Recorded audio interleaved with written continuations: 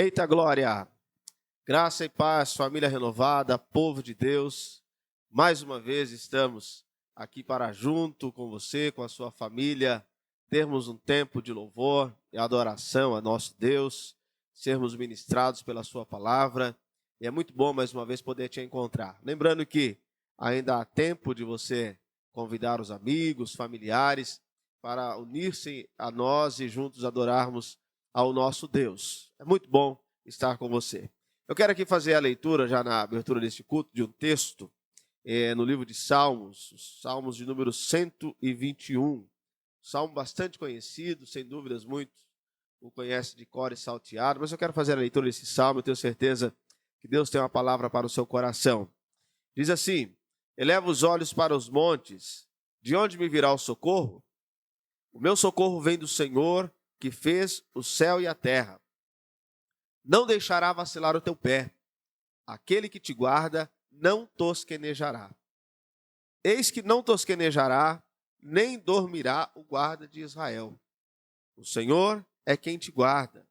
O Senhor é a tua sombra à tua direita. O sol não te molestará de dia, nem a lua de noite. O Senhor te guardará de todo mal. Ele guardará a tua alma. O Senhor guardará a tua entrada e a tua saída, desde agora e para sempre. Meus irmãos, que salmo maravilhoso.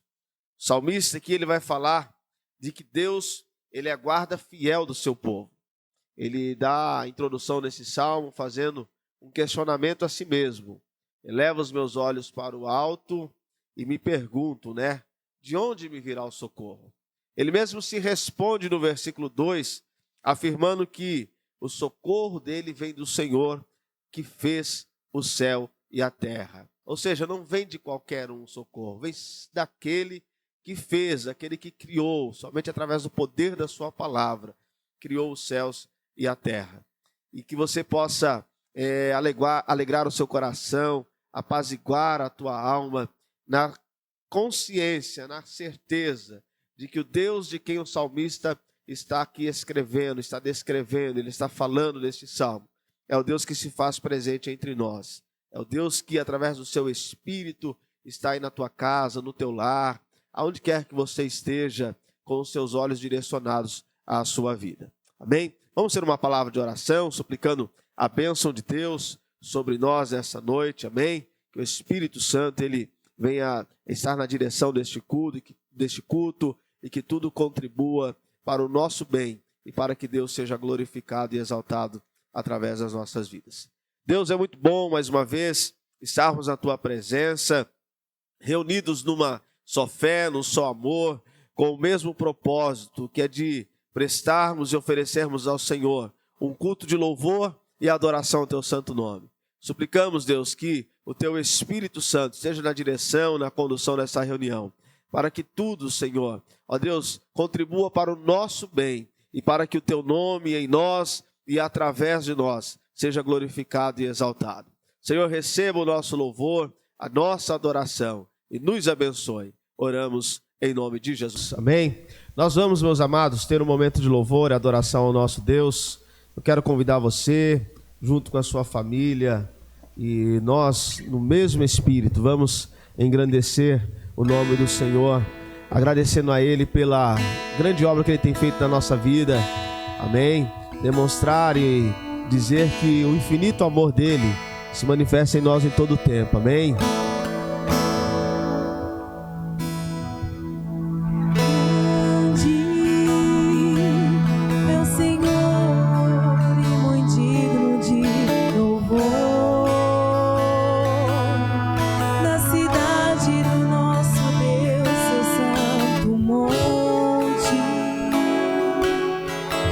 Alegria de toda a terra.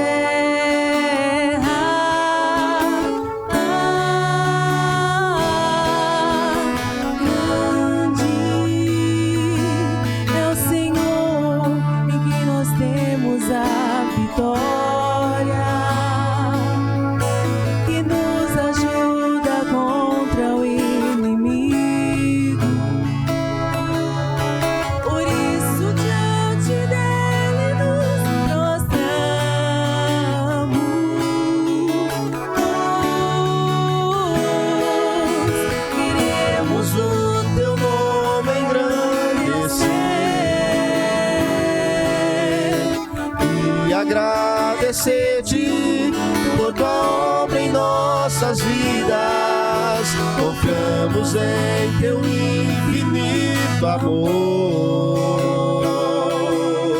pois só tu és o Deus eterno sobre toda a terra e céu.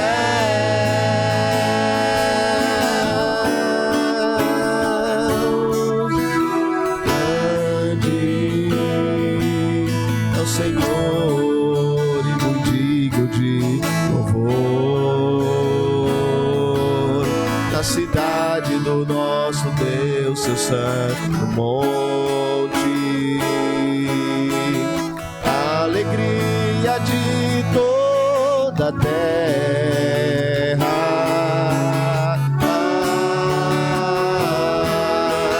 Grande é o Senhor em quem nós temos a vitória,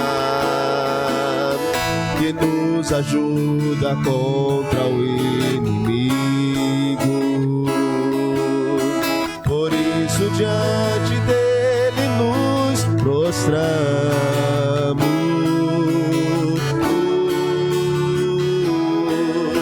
queremos o teu nome engrandecer e agradecer-te por tua obra em nossas vidas. Confiamos em teu infinito amor, pois só tu és o Deus eterno sobre toda a terra e céus.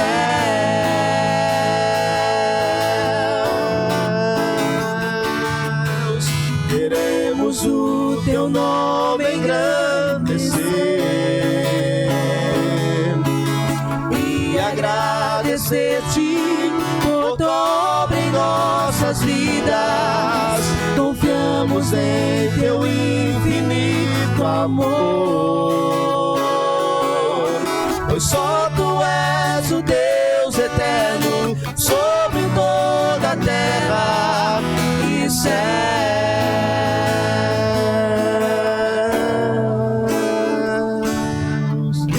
e céus.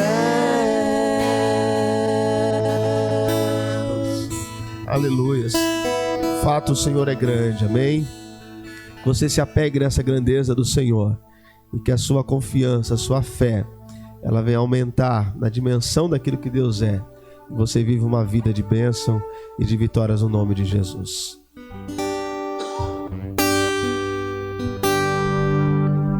Quão formoso és, Rei do universo, tua glória enche a terra e enche os céus. Tua glória enche a terra, tua glória enche o céu. Tua glória enche minha vida, Senhor. Quão formoso és, Rei do universo, tua glória enche a terra e enche os céus. Tua glória enche a terra, sua glória enche o céu. Tua glória enche minha vida, Senhor. Maravilhoso é estar em tua presença. Maravilhoso é poder te adorar. Maravilhoso é tocar em tuas vestes. Maravilhoso é te contemplar, Senhor. Quão formoso és, Rei do universo, tua glória enche a terra e enche o céu. Tua glória enche a terra, tua glória enche o céu, tua glória enche minha vida, Senhor. Maravilhoso é estar em tua presença, maravilhoso é poder te adorar, maravilhoso é tocar em tuas vestes, maravilhoso é te contemplar, Senhor, maravilhoso é estar em tua presença, maravilhoso é poder te adorar, maravilhoso é tocar em tuas vestes, maravilhoso é te contemplar, Senhor, maravilhoso é te contemplar, Senhor, maravilhoso é te contemplar, Senhor.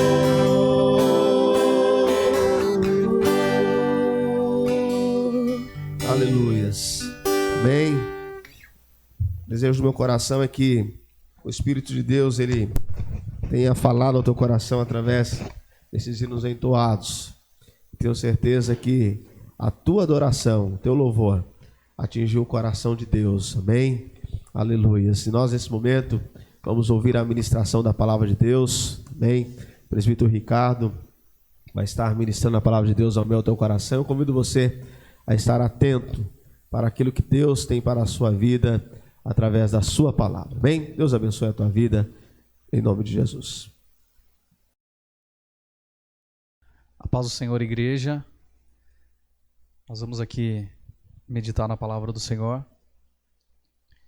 E você que tem aí a sua Bíblia, você que tem o seu tablet, seu celular, você pode abrir aí. No livro de Neemias, nós vamos estar discorrendo acerca do livro de Neemias, falando algumas coisas aqui, aprendendo mais da palavra do Senhor acerca do livro de Neemias, que é um livro que nos ensina muito, que nos traz muitos ensinamentos. É um livro riquíssimo, né, para quem quer aprender, para quem quer aprender mais como se portar, como realizar uma grande obra, vamos dizer assim. E eu poderia dar um título, né, para essa pregação, e esse título seria A Pergunta que Mudou a História. Né, logo mais eu vou estar discorrendo acerca do livro e nós vamos entender o porquê. Né, a pergunta que mudou a história.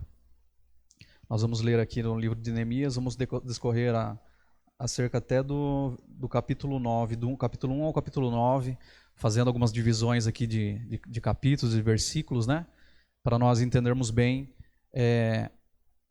como foi a obra que o Senhor fez através da vida de Neemias. Então nós começamos aqui no capítulo 1, no versículo 1, amém? As palavras de Neemias, filho de Racalias. E sucedeu no mês de Quislev, no ano 20º, estando eu em Suzã, a fortaleza, que veio Hanani, um de meus irmãos, ele e alguns de Judá, e perguntei-lhe pelos judeus que escaparam e que restaram do cativeiro e acerca de Jerusalém. E disseram-me: os restantes que ficaram no cativeiro lá na província estão em grande miséria e desprezo, e o muro de Jerusalém fendido e as suas portas queimadas a fogo. E sucedeu que, ouvindo eu estas palavras, assentei-me e chorei, e lamentei por alguns dias, e estive jejuando e orando perante o Deus dos céus. Nós vamos dar uma pausa aqui, para nós entendermos essa introdução do livro de Neemias.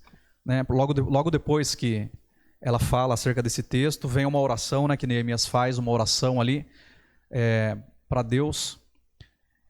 pedindo para que Deus abençoasse aquele propósito que havia sentado no seu coração. E esse título que eu falei, a pergunta que mudou a história, ela já começa aqui do início, já no capítulo 2. Quando ele diz aqui na segunda parte do versículo 2, ele diz: "E perguntei-lhes pelos judeus que escaparam e que restaram do cativeiro e acerca de Jerusalém." Essa foi a pergunta que mudou a história, tanto de Neemias como a história do povo judeu, a história do povo de Deus. Porque foi uma pergunta a qual ele fez para aqueles que haviam estado em Jerusalém. Aqueles homens estavam em Jerusalém, haviam voltado de lá, e ele lhes perguntou, ele falou: "Como é que está Jerusalém e os meus irmãos, né, que era um povo que era o povo judeu, do qual era a descendência de Neemias, da qual Neemias descendia, né, do povo judeu." O próprio Neemias, muito provavelmente, ele nunca havia estado em Jerusalém, porque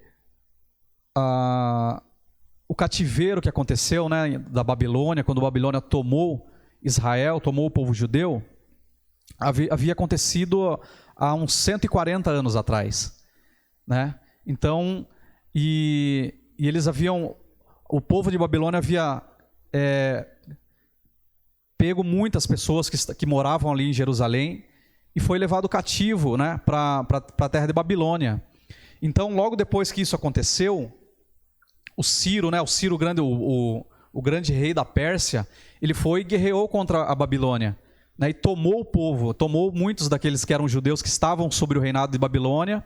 Então, o rei da Pérsia foi ali, destruiu aquele reinado da Babilônia e tomou para si muitos daqueles que estavam ali em Babilônia, né? Então, muitos que estavam em Babilônia foram cativos para a Pérsia, né? Então, ficaram ali. E como havia acontecido já a destruição de Jerusalém, a destruição dos templos, dos muros de Jerusalém, já há muito tempo, há 140 anos atrás.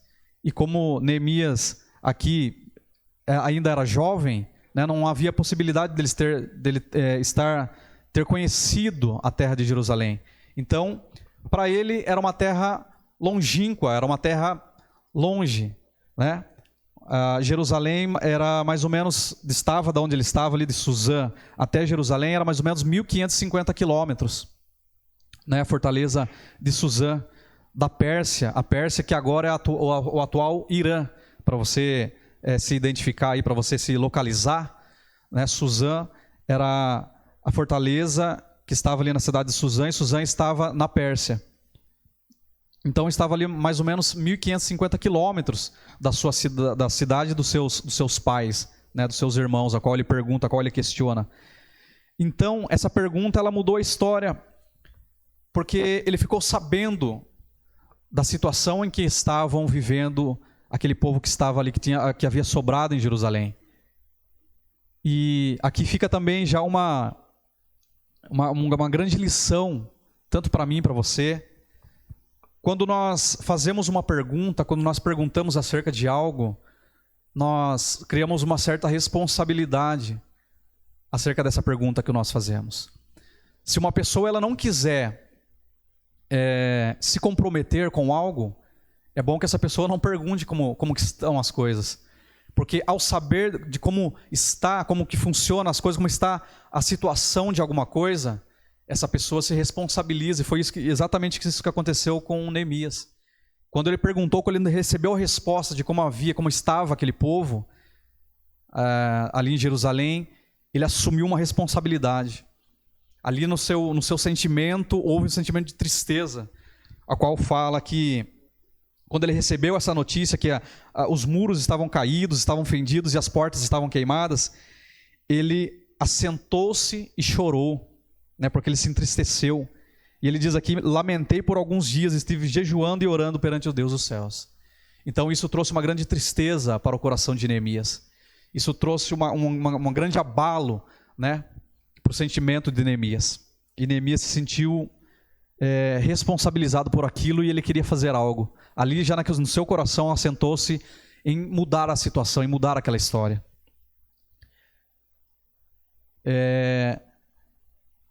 Quando nós vamos aqui para o capítulo 2, Nós vamos aqui para o capítulo 2 de Neemias. Nós vamos ver aqui acerca do que Neemias fez para realizar aquela missão que ele havia colocado, que havia sido colocado no seu coração, aquele propósito que havia acendido no seu coração. Então nós vamos ler aqui no capítulo 2, a partir do versículo 1. Sucedeu, pois, no mês de Nisan, no ano 20º do rei Artaxerxes, que estava posto vinho diante dele, e eu peguei o vinho e o dei ao rei.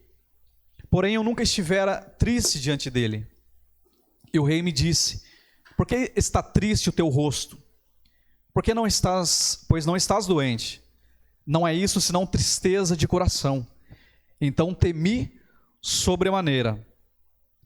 Vamos dar uma pausa aqui, para nós entendermos essa situação, né? Porque aqui contém muita informação.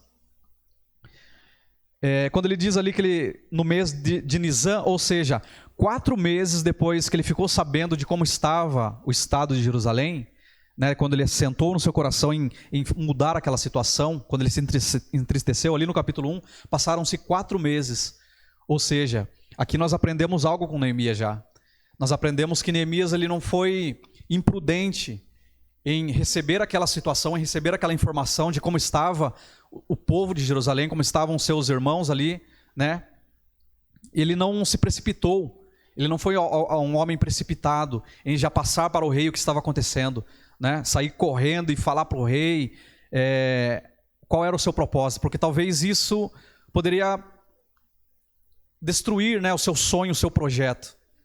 E muitas vezes nós temos que aprender isso, nós temos que entender que quando nós recebemos uma situação, quando nós recebemos uma informação, nós temos que entender que é preciso tempo para nós analisarmos, para nós colocarmos diante de Deus essa situação e para que nós possamos entender o que está acontecendo, o que está havendo naquela situação. Para que depois disso nós possamos tomar certas atitudes. E foi isso que Neemias fez. Depois de 4 meses, Neemias tomou uma atitude. Ele próprio se entristeceu diante do rei. Aquilo foi proposital, aquele entristecimento, aquela tristeza de Neemias foi proposital, né? Para que o rei ele realmente perguntasse para ele o que estava acontecendo, né? Porque ele mesmo diz: eu nunca estive triste diante do rei, né? Ele era copeiro do rei, ele era um homem muito próximo do rei, que tinha muitas responsabilidades. Ele era aquele que provava o vinho do rei, aquele que provava as bebidas do rei, aquele que provava os alimentos do rei. Era ele quem estava tão próximo do rei. E ele sabia que ele não podia se portar diante do rei com tristeza. Essa era uma das suas funções, era não demonstrar tristeza diante do rei. Né? Ele nunca havia chegado triste diante do rei. Mas ali ele se entristece, ali ele demonstra a sua tristeza para o rei. E ali ele mesmo diz no versículo 2, então temi sobremaneira. Por quê? Porque alguém ficar triste diante do rei, alguém com a sua responsabilidade ficar triste diante do rei, poderia que o rei ele pudesse desconfiar dessa pessoa. Poderia que o rei ele pudesse desconfiar e falar, isso aí, com certeza, a trama aí. Esse homem está tramando contra mim, é por isso que ele está triste. Então, a cabeça ali de Neemias poderia estar a prêmio naquele momento. Então ele teve medo, ele se entristeceu, ele teve medo de mostrar a sua tristeza, né? E o rei perguntou: por que está triste o teu rosto? Isso daí é tristeza de coração, né? Então ele responde ao rei fazendo uma outra pergunta, né? Aqui ele foi muito esperto, muito sábio, né? Por isso que ele passou 4 meses orando e buscando e sabendo, né, tentando descobrir qual era o modo de chegar ao rei. E ele diz no versículo 3, viva o rei para sempre, como não estaria triste o meu rosto, estando a cidade, o lugar dos sepulcros dos meus pais, assolada e tendo sido consumidas as suas portas a fogo. Ele fez uma pergunta e o rei respondeu: que me pedes então, que me pedes agora? Então orei ao Deus dos céus. Né? Isso aqui não quer dizer que ele saiu da presença do rei e foi lá no quarto dele orar. Quando ele diz, eu orei ao rei, quer dizer que aquele momento em que foi um estalar de dedos. Ele pensou consigo mesmo ali, naquele exato momento: meu Deus, me dá forças agora, me dá sabedoria para que eu possa pedir a coisa certa. Então eu disse ao rei no versículo 5, Se é do agrado do rei, e se o teu servo é aceito em tua presença, peço-te que me envies ajudar a cidade dos sepulcros de meus pais, para que eu reedifique. Então o rei me disse, estando a rainha assentada junto a ele, quanto durará a tua viagem e quanto voltarás? E aprouve ao rei enviar-me, apontando-lhe eu um certo tempo. Disse mais ao rei, se ao rei parece bem, deem-se-me cartas para os governadores da além do rio, para que me permitam passar até que chegue a Judá, como também uma carta para Asaf, guarda da floresta do rei, para que me dê madeira para cobrir as portas do paço da casa, para o muro da cidade e para a casa em que eu houver de entrar. E o rei mas deu segundo a boa mão de Deus sobre mim. Aqui Neemias demonstra, ele dá mais um ponto aqui para que nós possamos ter mais sabedoria, né? Aqui é um ponto que nós podemos aprender algo. Quando ele foi diante do rei, quando ele fez esse pedido, ele já estava preparado, ele já sabia o que pedir diante do rei. Ele já sabia o que ele iria precisar para concretizar aquele intento que ele estava. Porque já o intento de Neemias era reconstruir, né, os muros de Jerusalém, os portões, reedificar aqueles muros. Ele sabia que a cidade de Jerusalém estava desprotegida, ele sabia que aquela cidade estava desolada, estava destruída. Já fazia muitos anos que aquela cidade estava destruída, que aqueles muros estavam destruídos. Porque Babilônia já havia 140 anos que havia sido tomado Jerusalém pelos babilônicos. E eles haviam destruído aqueles muros. Então já havia mais de século que aqueles muros estavam destruídos, estavam assolados. Aquele era um povo que estava, não só as suas edificações, as suas construções estavam destruídas, mas Neemias sabia que os sonhos, que os projetos, que a fé daquele povo estava destruída. Então Neemias sabia que o que ele havia de edificar ali não era algo fácil de fazer, né? Não era só construir os muros, não era só reedificar os muros, mas ele tinha que construir os sonhos, ele tinha que reconstruir os sonhos daquele povo, ele tinha que reconstruir a fé daquele povo, né? Era muito trabalho a fazer, mas ele sabia que, no que diz respeito à edificação, ele sabia o que ele precisava, então ele já foi preparado, né? Isso nos mostra que quando nós vamos realizar um projeto, nós vamos fazer qualquer coisa na nossa vida, nós temos que planejar algo, nós temos que colocar no papel, nós temos que saber o que nós vamos precisar para concretizar, para começar e para concretizar qualquer projeto que nós vamos fazer, né? Seja ele um projeto pessoal, seja um projeto familiar, seja um projeto sentimental, seja um projeto conjugal, seja um projeto coletivo ou individual. Nós temos que saber quais são as ferramentas, nós temos que saber quais são os materiais que nós vamos precisar, que nós vamos utilizar para concretizar qualquer projeto, né? Isso nós podemos aprender aqui no capítulo 2 de Neemias, quando ele faz esse pedido ao rei. Então ele vem aqui no versículo 9 e ele diz: então fui aos governadores da além do rio e dei-lhes as cartas do rei. E o rei tinha enviado comigo capitães do exército e cavaleiros. Olha lá, o rei enviou a mais do que ele havia pedido. Ele pediu algo e o rei enviou a mais. Enviou também cavaleiros, né, capitães do exército e cavaleiros. O que, ouvindo Sambalate, a Honorita e Tobias, o servo amonita, lhes desagradou extremamente que alguém viesse a procurar o bem dos filhos de Israel. Aqui nós já vemos os inimigos se levantando. Aqui nós já vemos os inimigos dos judeus, os inimigos da boa obra, da reedificação, se levantando ali contra Neemias, contra o projeto, né? Aquele projeto, aquela perspectiva de trabalho chegou aos ouvidos dos seus inimigos. E os seus inimigos ouviram isso e já não gostaram, já não queriam bem, né? Nós vemos aqui, ó. E isso lhes desagradou extremamente, que alguém viesse a procurar o bem dos filhos de Israel. Esses homens não queriam bem dos filhos de Israel, né? Então, Neemias ele vai e avalia, depois que tudo isso acontece, depois que ele pega os seus cavaleiros, passa ali os rios e chega, né, à cidade de Jerusalém, ele faz uma avaliação.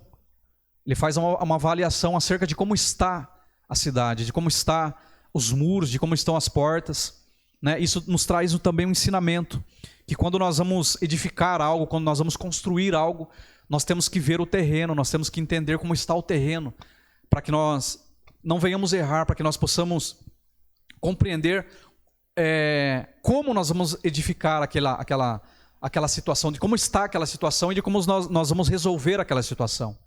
Existem momentos em nossas vidas em que nós chegamos em uma certa situação em que tudo está fora do lugar.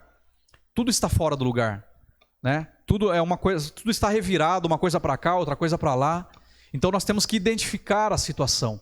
Nós temos que entender de que forma que nós podemos abordar aquele lugar, aquela situação. Nós temos que entender, compreender como que está aquela situação, para que nós possamos ter efetividade naquilo que nós vamos fazer. E foi isso que ele fez. Ali no versículo 11 do capítulo 2, ele diz: E cheguei a Jerusalém e estive ali 3 dias, e de noite me levantei, eu e poucos homens comigo, e não declarei a ninguém o que o meu Deus me pôs no coração para fazer em Jerusalém. E não havia comigo animal algum, senão aquele que estava montado.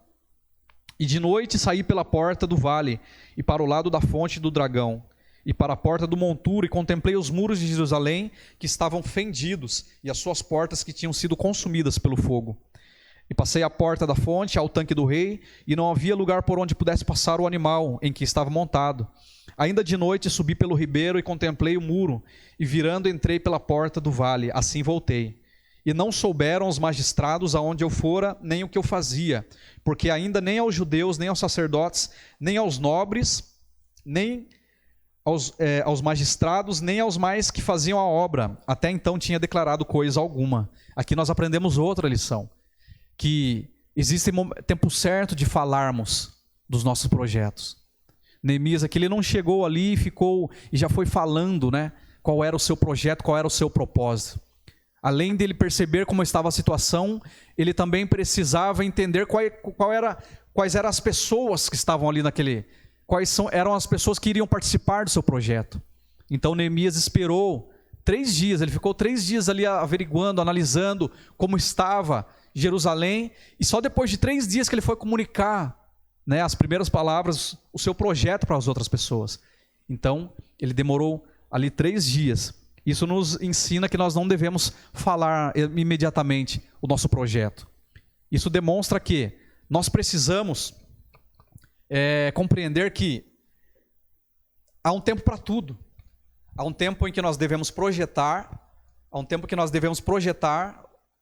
e há um momento que nós devemos anunciar o nosso projeto. E foi isso que Neemias fez, né?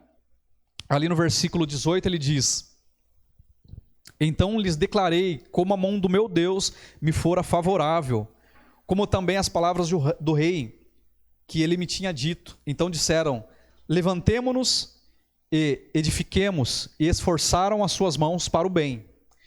O que ouvindo Sambalate, o Horonita, e Tobias, o servo amonita, e Gesem, o árabe, zombaram de nós, e desprezaram-nos, e disseram: Que é isto que fazeis? Quereis rebelar-vos contra o rei? Né?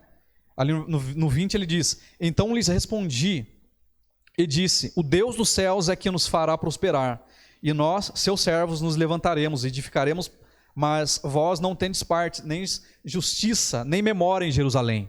Aqui ele coloca os seus inimigos no seu devido lugar, né? Aqueles inimigos estavam querendo colocar palavras na boca de Neemias, querendo dizer que Neemias estava querendo reedificar Jerusalém, os muros de Jerusalém, porque ele estava querendo se rebelar contra o rei, né? Contra o rei persa, o rei Artaxerxes, que dominava sobre Israel naquele momento, né? Então eles queriam dizer que Neemias estava fazendo aquilo com um propósito mau, de rebelar contra o rei.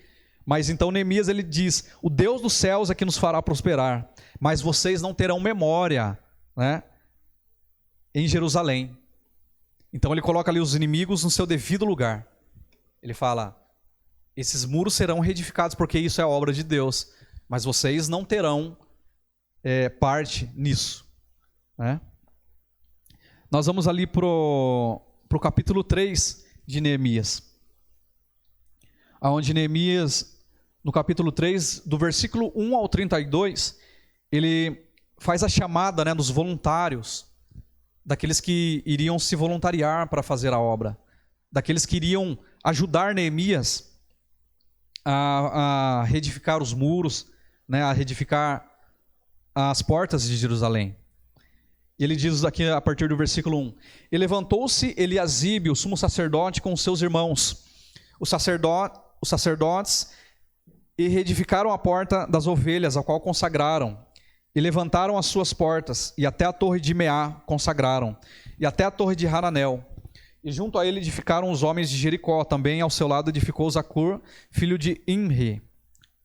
E à porta do peixe edificaram os filhos de Racená, a qual emadeiraram e levantaram as suas portas com as suas fechaduras e os seus ferrolhos.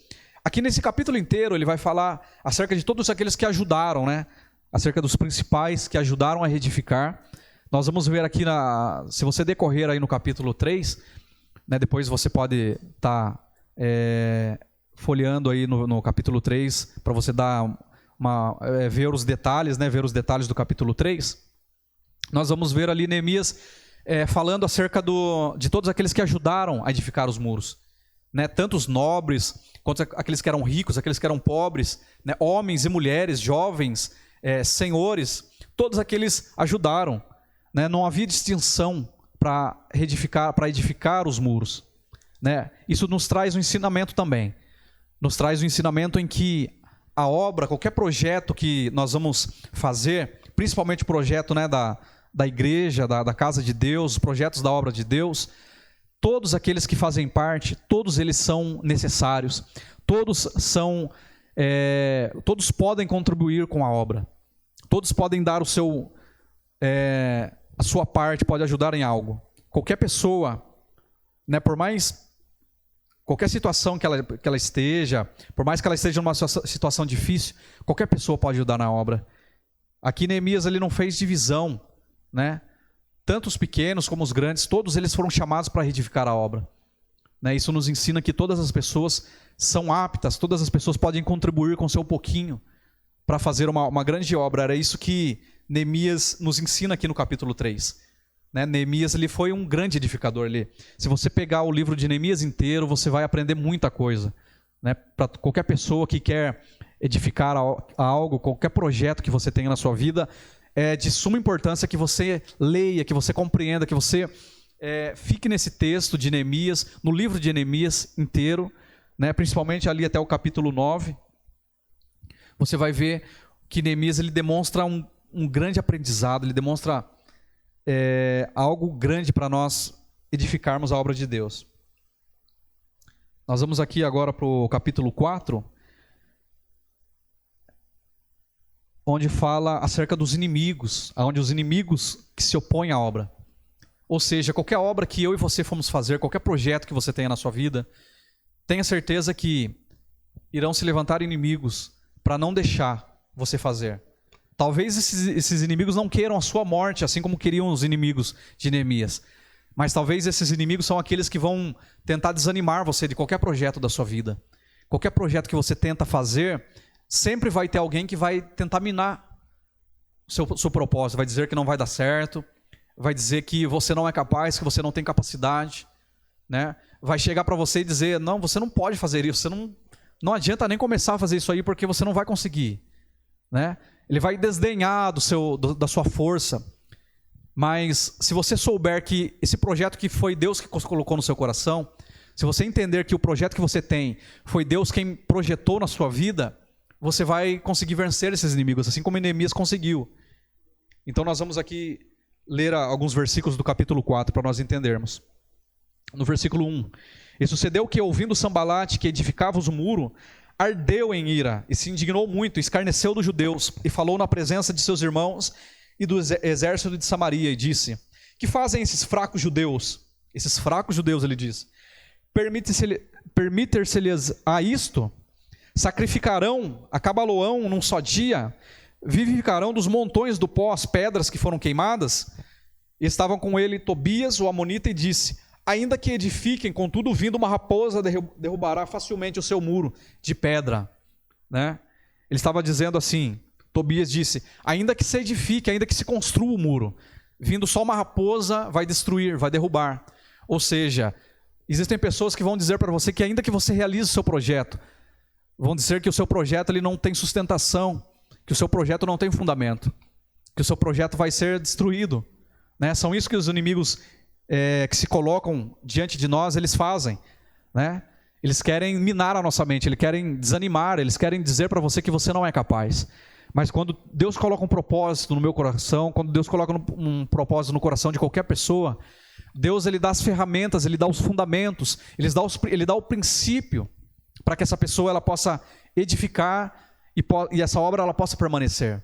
É por isso que também Jesus, né, ele fala certa vez ensinando os seus discípulos, ele diz, quando alguém quer construir uma torre, certo homem que quer construir uma torre, ele se assenta, ele faz os seus cálculos para entender, para compreender, para entender e compreender se ele vai conseguir começar aquela obra e se ele vai conseguir terminá-la, para que não venham aquelas pessoas e digam, ele começou aquela obra e não conseguiu terminá-la, né?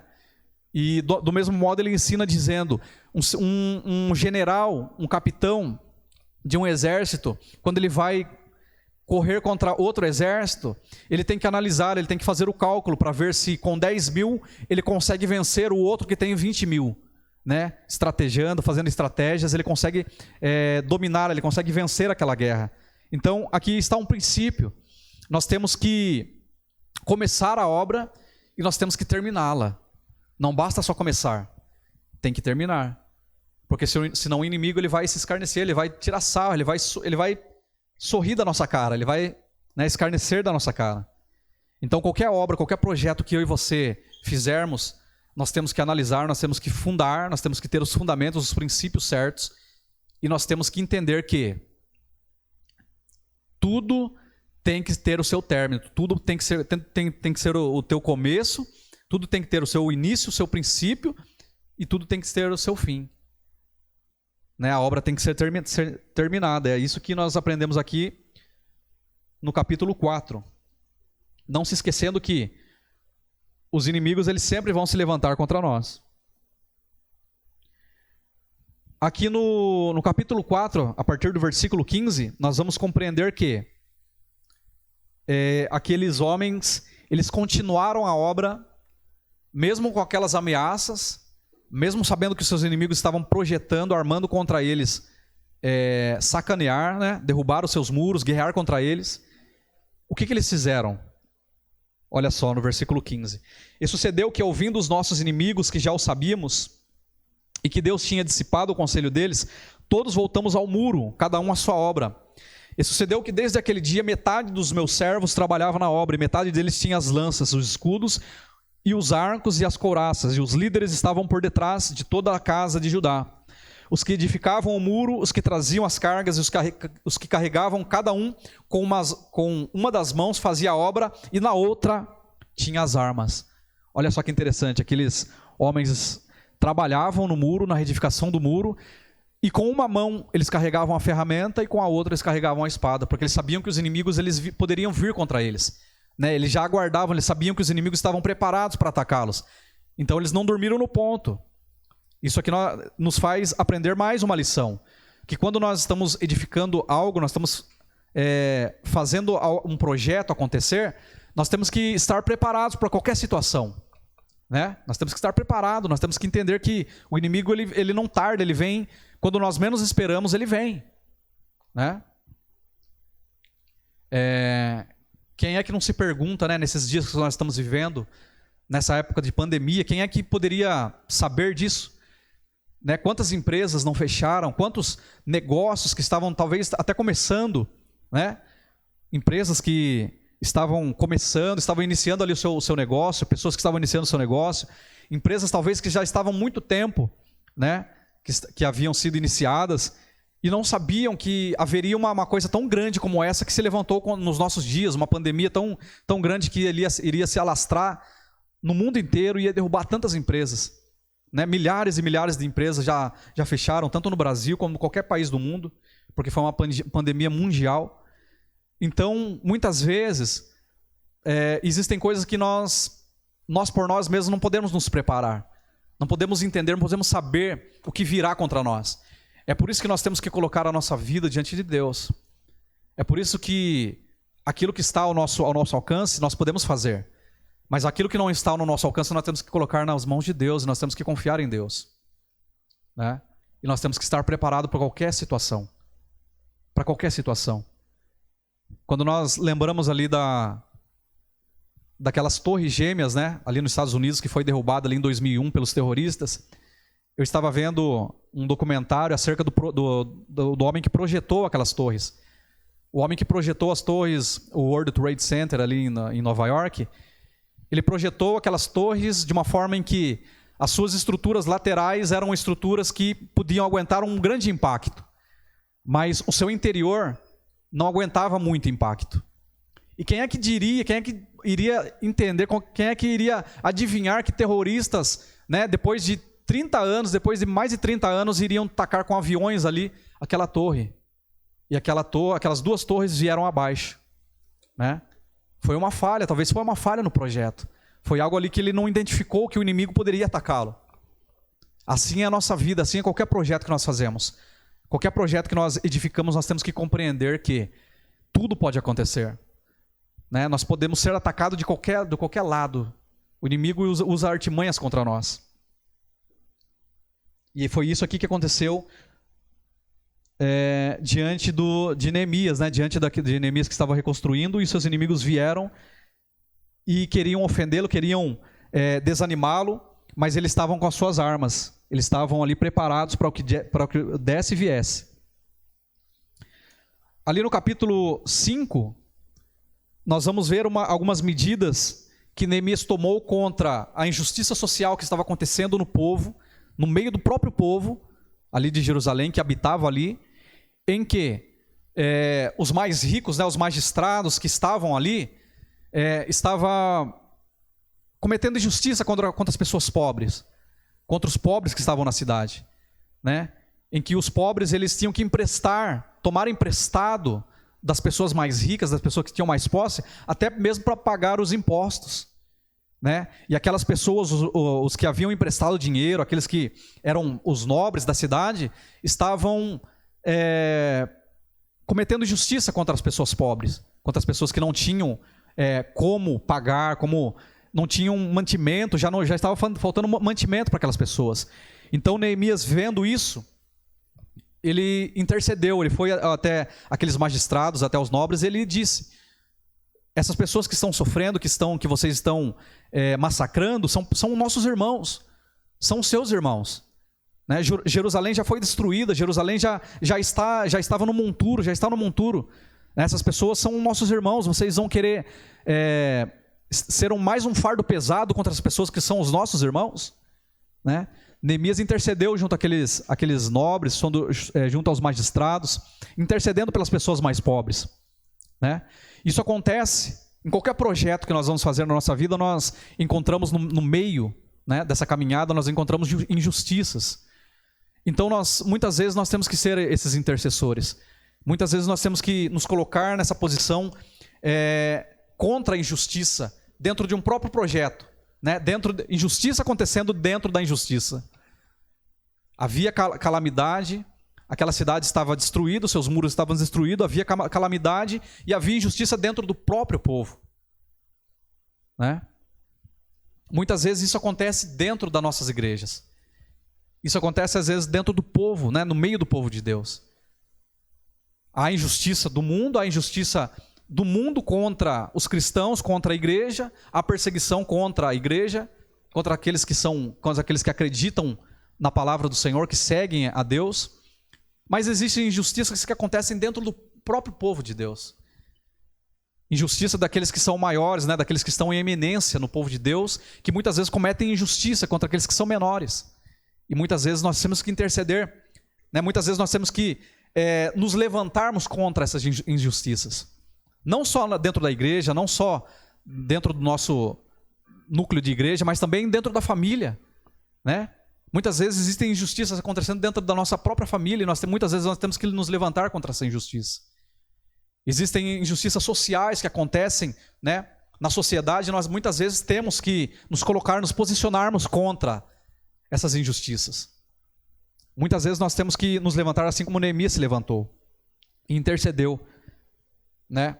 E aquele povo ouviu a voz de Neemias e fizeram um juramento. Eles disseram: muito bem, nós não vamos mais oprimir os nossos irmãos, nós não vamos mais oprimir o povo, né? Sabendo que eles já estão, que nós todos fazemos parte da mesma família, todos nós somos irmãos, todos nós fazemos parte da mesma cidade, do mesmo povo, então não haverá mais opressão.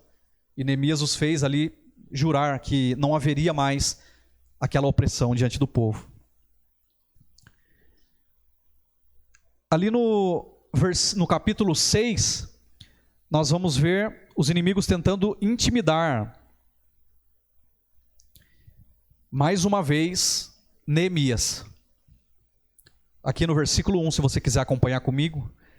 Sucedeu que, ouvindo Sambalate, Tobias, Gesem, o árabe e o resto dos nossos inimigos, que eu tinha edificado o muro, e que nele já não havia brecha alguma, ainda que até este tempo não tinha posto as portas nos portais, Sambalate e Gesem mandaram dizer-me: vem e congreguemo-nos juntamente nas aldeias no vale de Ono, porém intentavam fazer-me mal.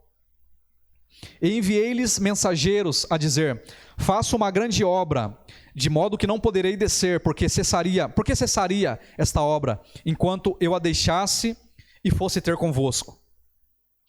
Aqui Neemias nos ensina mais uma lição. Quando nós estamos em uma obra, quando nós estamos em um projeto, nós não podemos dar ouvido àquelas pessoas, àqueles nossos inimigos que tentam nos derrubar, aqueles que dizem que o nosso projeto não vai ser concluído. Nós temos que olhar para o projeto, nós temos que olhar para a obra, nós temos que ter o nosso foco, nós temos que ter um alvo, né? Qual é o alvo que eu coloquei na minha vida, ou qual é o alvo que você colocou na sua vida? Qual é o alvo da sua estratégia, do seu projeto? Você precisa ter estabelecido um alvo e você precisa seguir para esse alvo. A Bíblia nos ensina muito isso. O apóstolo Paulo, ele fala acerca de nós colocarmos um alvo e de nós não desviarmos, né? Ele fala acerca daquele que corre, ele corre por uma medalha, por um prêmio, né? De forma que só alcança a vitória aquele que chega até o final. Então nós não podemos desviar o nosso foco. Qualquer coisa, qualquer projeto, seja na nossa vida pessoal, na nossa vida profissional, na nossa vida familiar, qualquer projeto que nós estabelecemos, nós temos que ter foco. Nós não podemos dar ouvido para o que os inimigos estão tentando nos dizer, para a afronta que os inimigos estão tentando nos fazer. Muitas vezes estão tentando nos tirar o foco, falar: vamos fazer isso, aquilo. Não, para um pouco aí, vem fazer isso, aquilo, né? Nós não podemos parar o nosso projeto. O nosso projeto não pode ser parado. Nós entendemos isso aqui no capítulo 6. No versículo 4 ele diz: do mesmo modo enviaram a mim 4 vezes, e da mesma forma lhes respondi. Então Sambalate ainda pela 5ª vez me enviou o seu servo com uma carta aberta na sua mão, na qual estava escrito: entre os gentios se ouviu, e Gasmus diz: tu e os judeus intentais rebelar-vos, então edificas o muro, e tu te farás rei deles, segundo essas palavras. E que puseste profetas para pregarem de ti em Jerusalém, dizendo: este é rei em Judá, de modo que o rei o ouvirá, segundo essas palavras. Vem, pois, agora e consultemos juntamente. Porém eu, dizendo ali no versículo 8, Neemias: porém eu mandei dizer-lhe: de tudo o que dizes coisa nenhuma sucedeu, mas tu, do teu coração, o inventas. Porque todos eles procuravam atemorizar-nos, dizendo: as suas mãos largarão a obra e não se efetuará. Agora, pois, ó Deus, fortalece as minhas mãos. Neemias, ele foi categórico e disse para o seu inimigo: nós não iremos fazer isso. Eu tenho uma obra para terminar e eu vou terminá-la, né? Mas eles intentavam mal contra ele. A verdade era essa. Ali no capítulo 6, a partir do versículo 15, nós vemos a obra sendo concluída, né? Depois de 52 dias, acabou-se a obra. Ali no versículo 15 do capítulo 6, se você quiser acompanhar aí juntamente comigo. Acabou-se, pois, o muro aos 25 do mês de Elul, em 52 dias. E sucedeu que, ouvindo todos os nossos inimigos, todos os povos que haviam em redor de nós temeram e abateram-se muito a seus próprios olhos, porque reconheceram que o nosso Deus fizera estas obras. Então, depois de 52 dias, né, relativamente foi poucos dias, né, menos de 2 meses ali, ele conseguiu reconstruir, mas foi uma grande obra, porque ele necessitou de muito material, ele necessitou de muitas pessoas, todas as pessoas que estavam ali, que moravam ali perto, né, que moravam dentro dos arredores do muro, ajudaram. Homens, mulheres, crianças, velhos. Não, crianças não, né? Crianças ele não colocou para trabalhar. Mas homens e mulheres, as pessoas mais idosas, todos eles ajudaram. Sacerdotes ajudaram, magistrados, nobres, ricos, pobres, né? Todos eles ajudaram na obra. Então foi uma obra muito grandiosa e que nos revela algo muito forte. Que um projeto, ele começa em uma percepção. É por isso que eu disse ali que o título seria A Pergunta que Mudou a História. A partir do momento que Neemias perguntou como estava Jerusalém, como estavam os seus irmãos, como estava, né, a imagem ali de Jerusalém, quando aquilo entrou no seu coração, ele se sentiu responsável. Isso nos ensina uma grande lição. Que quando algo chega ao nosso ouvido, quando algo chega a nós, quando nós fazemos uma pergunta, uma simples pergunta, quando nós queremos saber algo, nós temos que entender que nós estamos tendo responsabilidades, nós estamos tomando responsabilidades para nós. Então, quando você quiser saber algo acerca da vida de alguém, você precisa entender que você está tomando sobre si responsabilidades. Porque ao saber de uma certa situação, você vai se fazer participante daquela situação. Então, tudo que você procura saber, tudo aquilo que vem ao seu conhecimento, você se torna responsável. É por isso que, ali no Novo Testamento, né, um dos apóstolos, ele diz, muitos de vós não sejais mestre. Eu acho que é Tiago, né, o apóstolo Tiago, ele ensina isso na sua carta, dizendo, muitos de vós não sejais mestre, sabendo que sobre nós, ele se colocando como mestre, virá uma maior pedida, será requerido algo a mais daqueles que sabem mais. Então tudo aquilo que vem ao nosso conhecimento nos faz responsáveis, né? Se alguém se torna mais forte, ele não adquire apenas direitos, ele adquire muito mais responsabilidades. Se alguém se torna mais inteligente, se alguém se torna mais forte, mais poderoso, se alguém se torna mais sábio, isso traz para ele muito mais responsabilidade. E foi isso que Neemias fez. Quando ele tomou sobre si aquele conhecimento de como estava Jerusalém, ele tomou sobre si responsabilidade. Ele ainda não abriu mão da obra que Deus havia projetado para ele. Porque aquele propósito era um propósito de Deus na vida de Neemias. E Neemias, ele tomou sobre si aquelas dores e foi reedificar.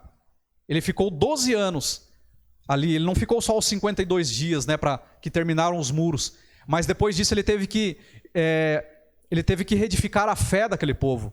Ele teve que reedificar a moral daquele povo que havia sido destruído.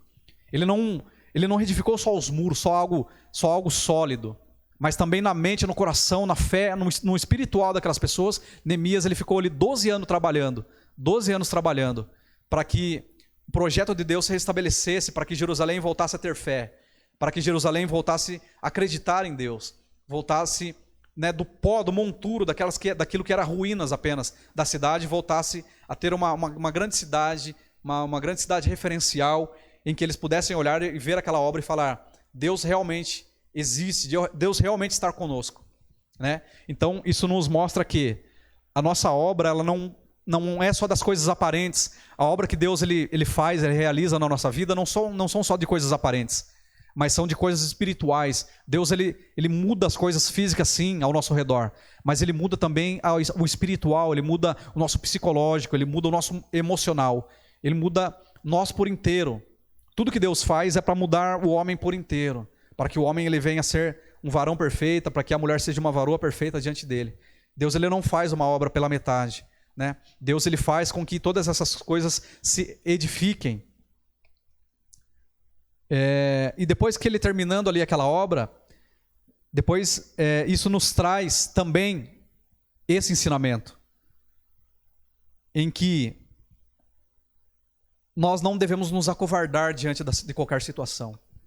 Quando uma situação ela tenta ser maior do que nós temos que entender, nós temos que compreender que aquele momento é Deus dizendo para nós, olha, essa obra está na sua mão, então pegue e faça. Né? A palavra também nos ensina que qualquer coisa que vem à nossa mão, nós temos que fazer. Então, qualquer projeto que estiver estabelecido, que Deus estiver estabelecido no seu coração, pegue e faça e vai até o final. Entenda que vai se levantar inimigos contra você. Né? Entenda que muitas ocasiões não vão ser próprias para te dar ânimo. Muitas coisas vão vir para te desanimar. Mas, dentro do propósito de Deus, você tem que entender que o projeto de Deus é algo vitorioso, é a vitória. No final, nós temos que entender que a vitória ela vai servir. A vitória ela será colocada nas nossas mãos. Então, qualquer projeto que você tem na sua vida, né, eu peço a você, eu sugiro a você que leia na sua casa esse livro de Neemias inteiro, para você compreender, para que qualquer projeto na sua vida, você possa fazer bem esse projeto. Porque aqui você vai aprender princípios, você vai aprender fundamentos, você vai aprender acerca de moral, você vai aprender acerca do tempo, dos tempos, né, de como fazer algo, do modo em que se deve fazer algo. Né? O sábio Salomão nos ensina que em qualquer projeto, para qualquer projeto que qualquer homem, qualquer mulher tenha, existe um modo e um tempo certo de se fazer. Qualquer coisa que você vai fazer na sua vida. Tem um modo certo de fazer e tem o tempo certo de fazer. Muitas vezes você pode fazer no tempo certo, mas do modo errado. Não vai dar certo. Talvez você faz do modo certo e no tempo errado. Também não vai dar certo. Você precisa fazer no tempo certo e do modo certo. Foi isso que Neemias fez, desde o começo até o final do seu projeto. Tudo foi no seu devido lugar, no seu tempo certo, foram sendo colocados, foram sendo estabelecidos ali. O que culminou numa grande obra. Né? Depois de 12 anos, Neemias viu aquela obra sendo edificada. E o projeto dele estava terminado. E ele deu glórias a Deus, ele agradeceu a Deus porque ele viu que aquele projeto, que se iniciou com apenas uma pergunta: como estão os meus irmãos? Aquela pergunta surtiu grandes efeitos. Isto nos mostra que a nossa fé é como diz a palavra, como o próprio Senhor Jesus nos ensina, que é como um grão de mostarda. Ela é tão pequenininha que talvez você não consiga nem enxergar. Mas depois que ela é plantada, ela se faz uma grande árvore, uma das maiores árvores. Assim é o projeto de Deus na minha e na tua vida. Assim é o projeto de Deus. Ele começa com algo pequenininho. Mas depois de um certo tempo, regando aquele projeto, trabalhando da forma certa, com os princípios certos, ele vai se fazer uma grande árvore. E tudo vai se estabelecer da melhor maneira possível. Acredite nos seus projetos, acredite nos seus sonhos. Volte a sonhar. Talvez se você está naquele momento em que você olha e sua vida está como Jerusalém, seus muros estão derrubados, né? A sua cidade está aos monturos, no meio do pó, no meio das pedras, das ruínas. Talvez a sua vida está esculhambada, a sua vida está toda bagunçada. E você não sabe como fazer, como iniciar, como começar. O melhor modo de começar agora é você orando a Deus. É você pedindo para que Deus ele entre na sua vida. Para que Deus ele mude os seus projetos, ele estabeleça os seus projetos. Ele conclua na sua vida o projeto que ele mesmo iniciou. Porque ele mesmo diz, fiel é Deus para começar, para terminar a boa obra que ele começou, que ele iniciou na minha e na tua vida. Né? Esta é a palavra que o Senhor colocou no meu coração. Eu gostaria aqui de agradecer, né, mais uma vez o pastor Eliseu por essa oportunidade de estar aqui ministrando a palavra do Senhor. O livro de Neemias é muito grande, né? Demoraria aqui muitos dias aqui teria que ser uma aula, né, para falar de todos os detalhes. Então faça isso, pegue o livro de Neemias e esmiúce ele. Você vai ver que desse livro você vai ganhar muitos aprendizados. O livro de Neemias é espetacular. Eu agradeço a minha oportunidade em nome do Senhor Jesus. Deus abençoe a todos vocês. Amém. Glória a Deus. Amém, queridos? Está a palavra de Deus aí ministrada ao meu e ao teu coração. Seja um Neemias. Entenda algo. A vida termina quando você para de sonhar. A fé é quando você para de acreditar. E o sucesso quando você para de trabalhar. Neemias fez essas 3 coisas. Neemias sonhou com a possibilidade dos muros serem reconstruídos, Jerusalém ser restaurada. Neemias, ele creu em Deus, ele foi orar, ele foi buscar em Deus, e Neemias trabalhou. Por isso ele teve um final de sucesso, um final de bênção. Amém? Não pare, não desista, mas avance. Amém? Quero orar com você. Deus, obrigado por esse momento que pudemos passar na tua presença. Obrigado pela palavra que o Senhor trouxe aos nossos corações, nos encorajando, nos fazendo entender que tudo é possível quando nós depositamos a nossa confiança no Senhor e avançamos, não retrocedemos e não paramos no meio do caminho, mas avançamos confiando de que o Senhor, aleluia, está na direção, na condução das nossas vidas. Que seja assim na vida dessa pessoa que acaba de ouvir essa palavra. Que o Senhor, ó Deus, dê ânimo, que o Senhor, teu Espírito Santo, capacite para diante das adversidades, dos problemas. Possamos ser como Neemias, homens e mulheres que sejam atuantes, encorajados pelo teu Espírito Santo, crendo que a nossa força ela vem do Senhor. Eu oro, Deus, no nome de Jesus Cristo. Amém e amém, Senhor. Que Deus possa abençoar a tua vida, a tua casa, a tua família. Amém? Eu quero abençoar a tua vida nesse momento no nome de Jesus. Que agora, meus irmãos, que o grande amor de Deus, o nosso Pai, que a graça redentora e salvadora de Jesus Cristo, nosso Senhor, que as doces e eternas consolações do Espírito Santo repousem sobre a tua vida, hoje e sempre. Amém e amém. Que Deus te abençoe em Cristo Jesus. Tenha uma excelente resto de semana e teremos o nosso culto no próximo domingo às 18 horas para a glória de Deus. Deus abençoe.